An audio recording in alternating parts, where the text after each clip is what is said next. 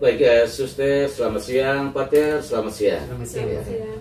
Baik, terima kasih bahwa hari ini saya berkesempatan untuk mengunjungi Suster dan juga Pater di rumah ini. Baik, sebelum saya mau bincang-bincang dengan Suster dan Pater, izinkanlah saya minta supaya Suster bisa perkenalkan diri dulu.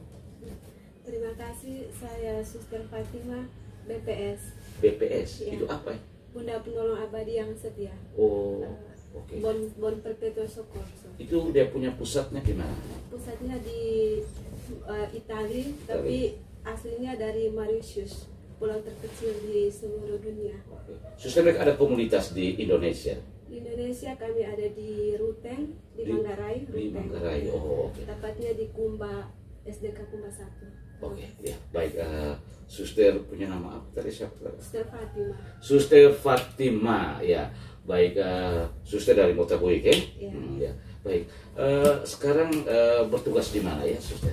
Saya sekarang bertugas di Italia, Roma. Italia, Roma, baik. Tepatnya di Napoli. Napoli, ya, memang saya belum pernah sampai di sana ya, hanya dengar nama saja. Tapi baik,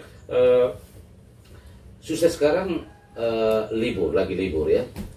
Sebenarnya saya tidak libur, datang mama meninggal, jadi ya saya minta izin di pemimpin untuk datang melayat mama. Oke ya, baik ya. Jadi baik, pertama-tama saya ucapkan ya turut berduka cita untuk kepergian mama beberapa minggu yang lalu, dan juga sekaligus kepada Pater Paul ya. Jadi Pater Paul juga selamat turut berduka cita atas kepergian mama. Lalu Pater Paul sendiri sekarang tugas di mana? Oh iya, saya bertugas di Paroki Santo Justinus Maria Rusolino yang Padang, Uskupan Palangkaraya. Uskupan Palangkaraya. Baik, ini ya kakak beradik ya. Ya ini kakak, ini adik. Jadi kecil satu ini, tetapi bahwa ini suster ya. Ya, baik Suster, mungkin bisa ceritakan sedikit pengalaman karya misi di Napoli ya. Pengalaman saya pertama di Napoli karena kondisi dengan bahasa, pertama kali kan belum tahu bahasa Italia, jadi hanya dengan berbekal bahasa Inggris saya mengadaptasi di sana. Jadi kami ada sekolah, ada SD dan TK. SD dan TK, Ya. oke. Jadi saya mengajar di SD. Oh, jadi Suster berkarya TK, TK ya, oke ya, sebagai guru di TK ya. Kira-kira tantangan kesulitan yang paling berat ya yang dihadapi oleh Suster dalam karya pelayanan itu apa? Yang pertama-tama itu karena bahasa. Bahasa. Ya, bahasa karena di sana mereka hanya berbicara bahasa Italia. Berbicara bahasa Italia. Jadi kita harus belajar ya, berjuang untuk belajar. Tetapi bahwa akhirnya perjuangan itu bisa terwujud, dan sekarang Suster sudah mengabdi berkarya di lembaga pendidikan khususnya di TK. Ya, jadi baik. Pater sekarang berkarya di Paroki ya. Ya. Di mana tadi? Di Paroki Santo Justinus Maria Rusolino yang Batang, Uskupan Palangkaraya. Uskupan Palangkaraya. Kira-kira dengan medan situasi di sana, tantangan yang paling berat itu apa, Pater?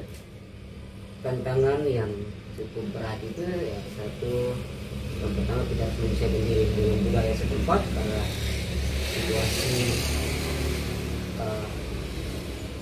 tempat yang masih kental sekali dengan budaya tradisional. Ya, Kita perlu menyesuaikan diri dengan budaya setempat, mempelajari kebiasaan-kebiasaan dan menjadi kebiasaan dari umat setempat. Lalu soal wilayah teritorial ya. yang cukup parah, jalannya masih tanah dan berbatu-batu, juga masih hutan yang masih asli sekali. Ini dari tantangan yang begitu berat, dan juga soal pelayanan pastoral. Pelayanan pastoral. Umat itu masih jarang tersentuh.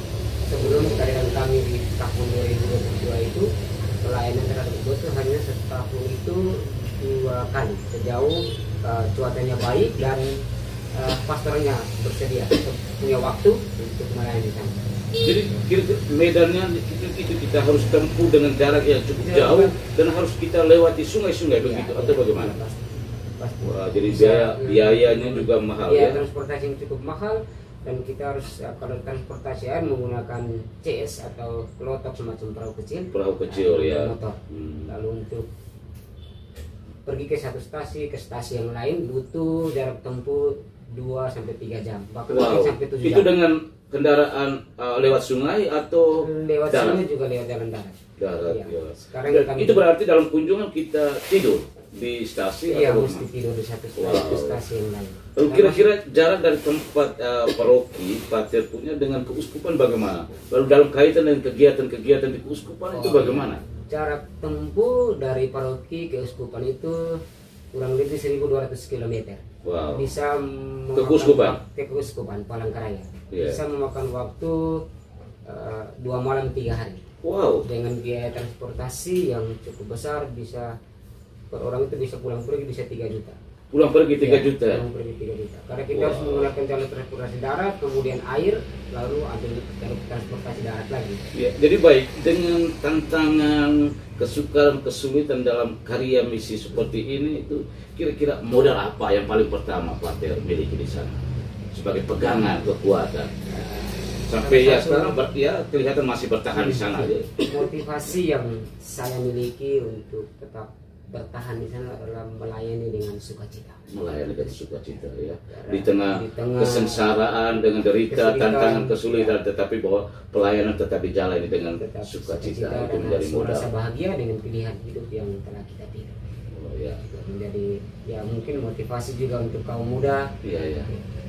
yang tengah mencari pilihan hidupnya, ya mesti memiliki sikap untuk tetap bersuka cita di dalam setiap tantangan, kesulitan yang kita alami. Tentu ya ada begitu banyak kesulitan, tapi ya, saya pikir dengan kekuatan doa juga ya, doa dan juga semangat untuk melayani umat di sana, dan yang pasti harus ada sukacita. Ya, Melayani itu umat di penting ya, daerah-daerah ya, yang itu. biasa.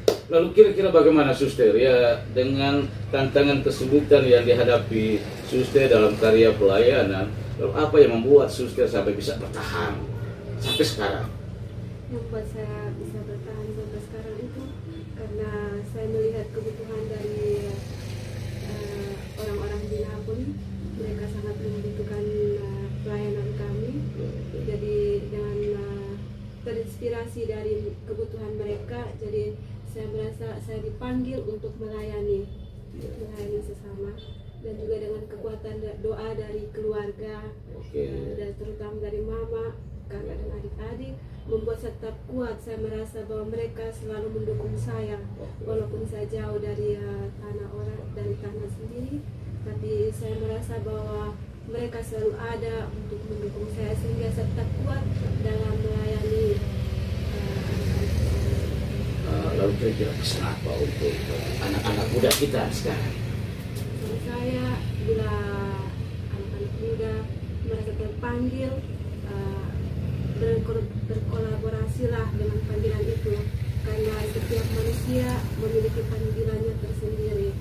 Jadi kita harus membuka diri menjawab panggilan Tuhan. Jadi baik, apapun bentuk panggilan yang kita pilih, yang kita putuskan, bahwa tidak terlepas, tidak terputus dari berbagai macam tantangan dan kesulitan. Kita tidak pernah mencari sesuatu yang mudah dan gampang. Intinya bahwa kita hadapi setiap tantangan, kesulitan dan kesukaran dalam iman kita dengan kekuatan satu-satunya yang kita andalkan adalah Tuhan itu sendiri. Jadi baik, terima kasih banyak Suster, Pater, terima kasih banyak. Jadi baik, masih menikmati hari-hari di tengah kedukaan ini bersama dengan keluarga. Lalu pasti setelah 40 hari pasti kembali ke tempat tugas masing-masing ya. Jadi baik, saya ucapkan selamat datang, selamat menikmati hari-hari, ya katakan saja bahwa hari-hari liburan ya, dengan peristiwa kedukaan yang dihadapi oleh keluarga ini. Dan kita yakin bahwa kita tidak berjalan dan berjuang sendirian. Tuhan yang kita imani pasti akan selalu menyertai kita sekalian. Amin. Amin. Ya baik, terima kasih banyak Suster, terima kasih banyak Pater. Ya.